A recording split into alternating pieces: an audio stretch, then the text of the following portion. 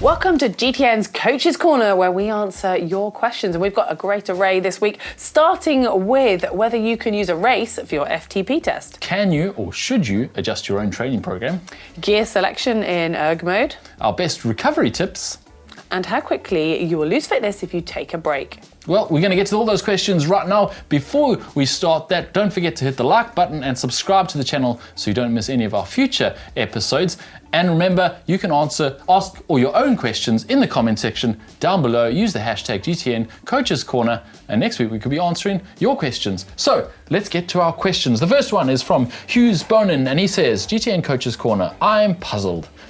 FTP race results versus FTP test data. I coach an age grouper. If I isolate a 20-minute segment of any of his Zwift races, average power is higher than a regular Zwift FTP test protocol.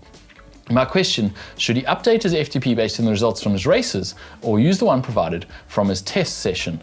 Okay, well, the idea of an FTP test is to simulate what you could potentially maintain for an hour if you were working as hard as you possibly can for that full hour by doing a 20-minute effort and then taking 95% of that, because of course it's only 20 minutes and you're trying to simulate what you could do for an hour, and no one's superhuman and could hold the same power for 3 times the duration. Now, the thing with an FTP test is that you can only push as hard as you can push, and generally in a race the motivation, the adrenaline, everything is much higher, so you can push much harder. But we are simulating what you could do in the perfect circumstances. And therefore, if you can hold that in a race where all the motivation is high and you really fire it up, that is where your FTP is, and that is what you should be basing your FTP on. That is what you can potentially hold for an hour, 95% of what you can hold for 20 minutes.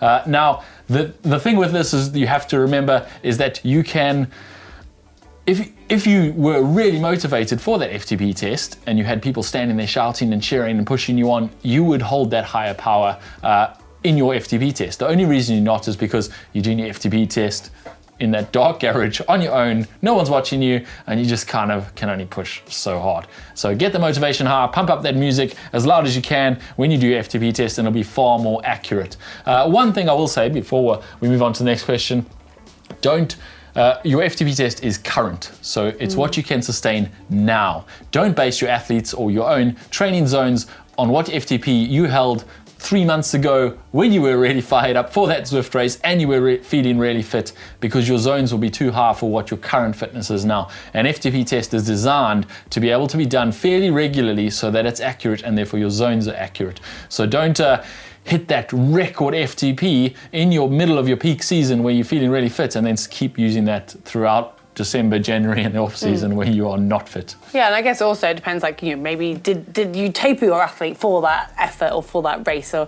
and along with that where it fits. And also when you come to setting, I guess, your training, just be aware that even within that we all have such fluctuations. I'm sure as a coach you are aware of that. So I guess it's just setting a bit of a parameter and using it for guidance, and also using heart rate to help judge. I know that's got variations, but it'll help give you a good idea of where their effort levels are at and where their fitness is at. But interesting. Hope that answers your question. Interesting question, yeah. Now we have Bethany Blount with this question. When using Erg Mode on an indoor trainer, what gear, or at least chainring, should I be using? For a while I've been shifting into gears I don't use as often while riding to avoid wearing the cogs I typically ride in. However, I recently did a workout where the workout instructions specifically said to use the big chainring, and while I could do the intervals in this chainring, I couldn't spin my legs between intervals despite the low power requirements. Should I be doing more or even all of my Zwift workouts in the big ring for added strength? Wow, that's a new one to me. Changing your gears to save your cogs.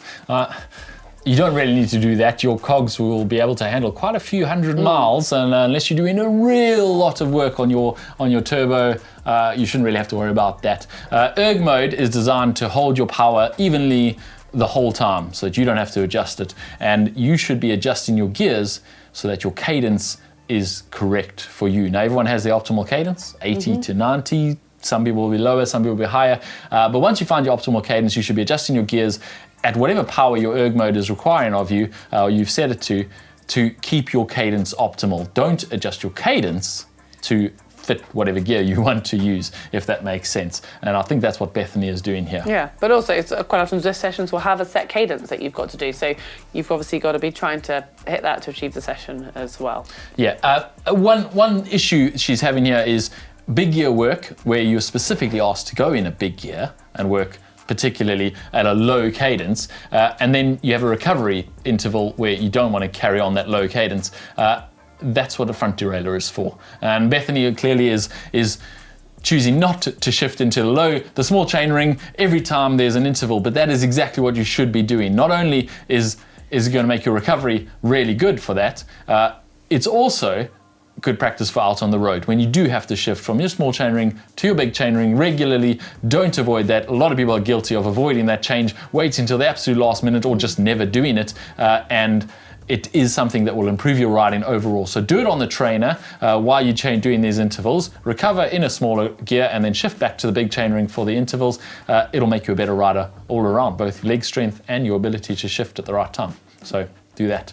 Nice one. Well, our next question comes from Benke T and says, hi, GTN Coaches Corner. Just wondering for some advice you have on the best things for recovery, as there's so much out there. Not a pro, so can't afford the fancy recovery pants, but what about recovery shakes, magnesium sprays, etc.? Worth it or just good advertising? I think this is one for our 60-second clock. Think you can answer all those in 60 seconds? I am up for the challenge. Let's give it a go. We've been asked for our best tips for recovery, irrelevant of the expensive pieces of kit. And there's two things that come at the top of the list: sleep and nutrition. Sleep is when your body does all of that repair work, and it's working hard in deep quality sleep. So it's not just about the amount of time that you can have in bed, but it's making sure that you've really wound yourself down before bed, so it's quality sleep as well. And once you've had a good night's sleep, you need to still think about your recovery. So straight after the sessions, that's when you want to get in your carbohydrates and your proteins, whether that's in a recovery shake or something in a meal form, but you need to get it in very quickly. And talking of food, away from the actual session itself, you want to make sure you've got a nice healthy balanced diet, getting in all the nutrition you need. And then when it comes to looking after your muscles, you can do a bit of self-massage, maybe get someone to massage for you. You've also got the option of a foam roller and various bits of kit alongside that. Well done, Heather. I think you got the whole answer in there in 60 seconds. Brilliant. Okay, on to our next question. It's from Daniel Malta, and he says, GTN Coaches Corner. Hello from Canada. I'm at the start of a 28-week 70.3 training. The plan I purchased seems to lack longer race pace tempo runs. For my peace of mind, I usually like to do longer hard runs once a month just to know where I'm at. Could it be detrimental to substitute these for the existing mix of interval short tempo runs and long easy runs? Thanks. Basically, Daniel is asking, can I change this program I've bought to change the duration and intensity of some of the sessions without in any way affecting the program that I've bought? I think you can probably tell by my tone the answer to this one. You are going to mess up the program if you start adjusting things and throwing things in there.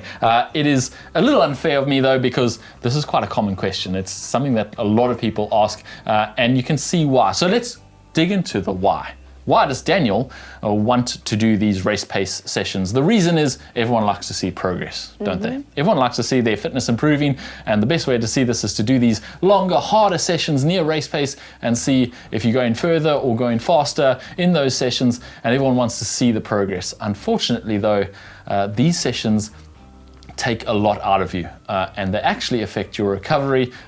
They take too long to recover from, so they affect the consistency, which in the long term affects your actual fitness build.